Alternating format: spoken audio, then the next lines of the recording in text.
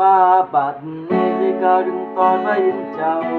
จำแรงพามเท่ามาขอนางมัดสีด้วยเมตตาสุดทานบารมียกพระนางนี้พามตามขอ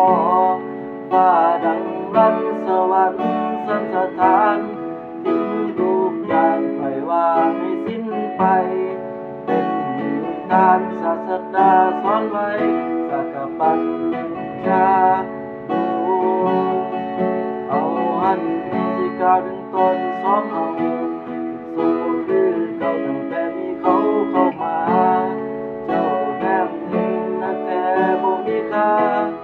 เลยถึงป่าถึงไว้จนหัวพัง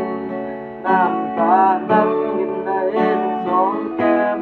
หรือใจแห้งถูกแย่งเอาเจ้าไปสิตายตอนนี้เจ็บหลายเจ็บใจบ่ได้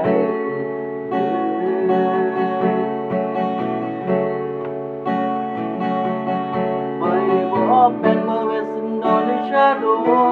ที่สิยอมยกพระนางมาสิพาเขาต่อยเป็นใบจนนางลงมาคือเก่า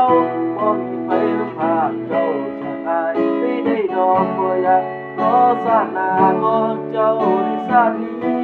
อยู่กันอีกพันละปีเจ้าอย่าหนีจากกันโอ้โ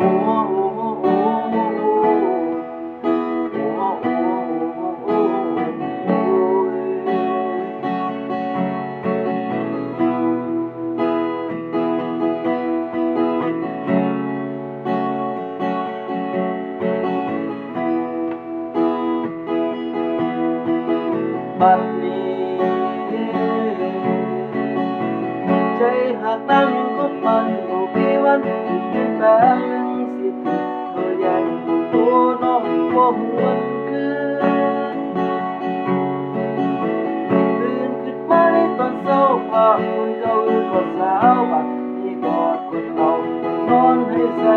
แต่หมอนหากฟังตามคำสอนของพระเวทโดนเบาครับปันใดหัวเอาเจ้าคิดว่าทาน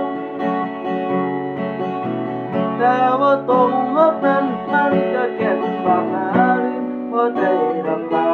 หากตายมันชื่อ